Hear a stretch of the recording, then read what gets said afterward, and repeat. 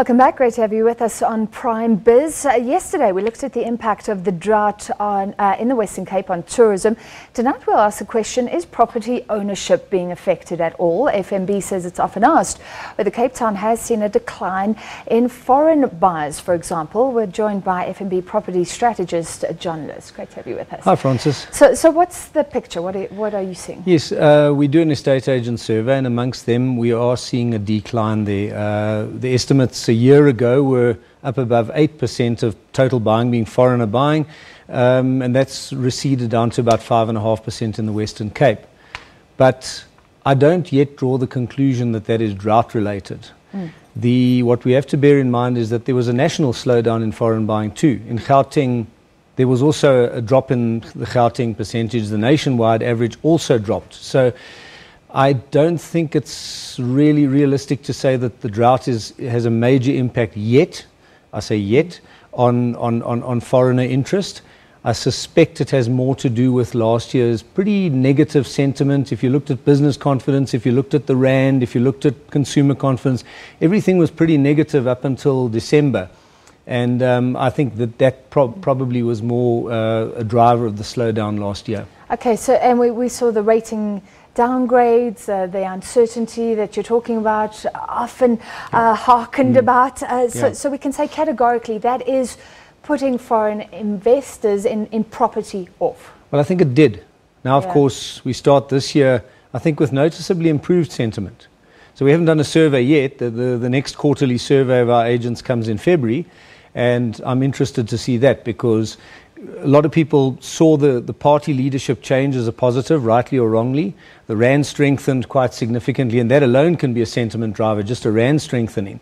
Economic prospects are looking better. A lot of things, the confidence levels, it is noticeable that it's better, and I think that could see a turnaround in foreign buying, possibly countrywide.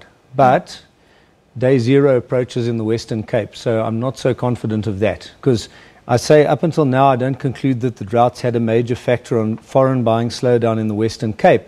But going forward, if it becomes a chronic water shortage and you go past day zero and you don't get good rain in the winter, that's a serious crisis. And then I think a lot of buying slows down, not only foreign buying. We had some tourism players here last night, and they were talking about that the images that are being disseminated around the world are not of beautiful Cape Town, but of very dry land. There'll be people struggling for water. So that sort of that affects our reputation, I guess, as well.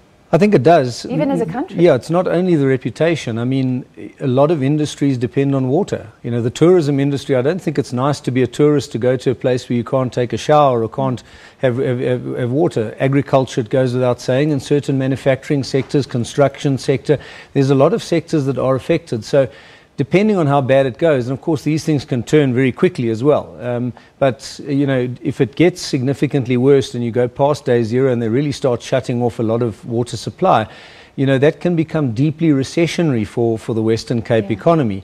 And that has to have an impact on property and interest in property, both locals and foreigners. Sure. All right, let's go back to the overall political situation. You were saying that there seems to be a positive mood heading into this year. I felt it in Davos. But what about the talk of land expropriation? I mean, the ANC is saying it's committed to this expropriation without compensation. Is that something that could affect, you seeing any effect? Look, it's tough to say. I mean, I've never perceived it to be a widespread topic of discussion in the residential sector. I still don't. Definitely in the agricultural sector for many years, land reform has been a topic of discussion, and a lot of farmers have been concerned about it, rightly or wrongly. But I've never sort of perceived it to be a big deal in the residential sector, although theoretically the residential sector could be affected. So the ruling party does go to great lengths to say that they don't want to do it in a way that negatively affects the economy, negatively affects agricultural production, whatever.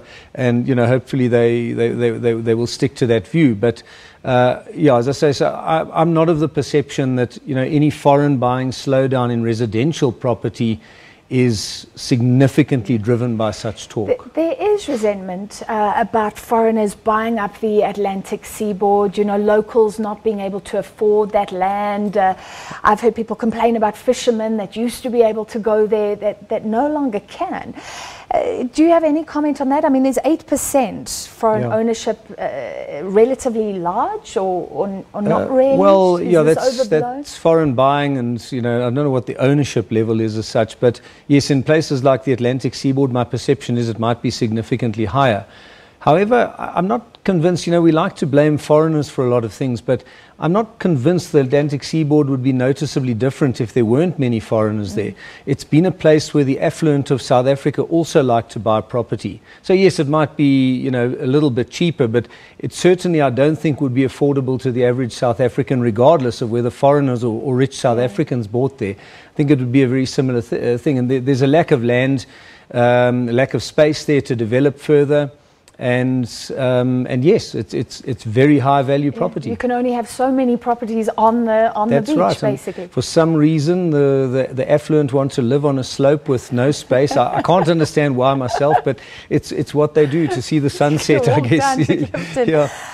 Final question for you. You spoke about things being more positive, but we are in this limbo, so that can change as well. Are we in a really crucial period? Yes, I mean, I think we've got a window of opportunity. The noises are positive.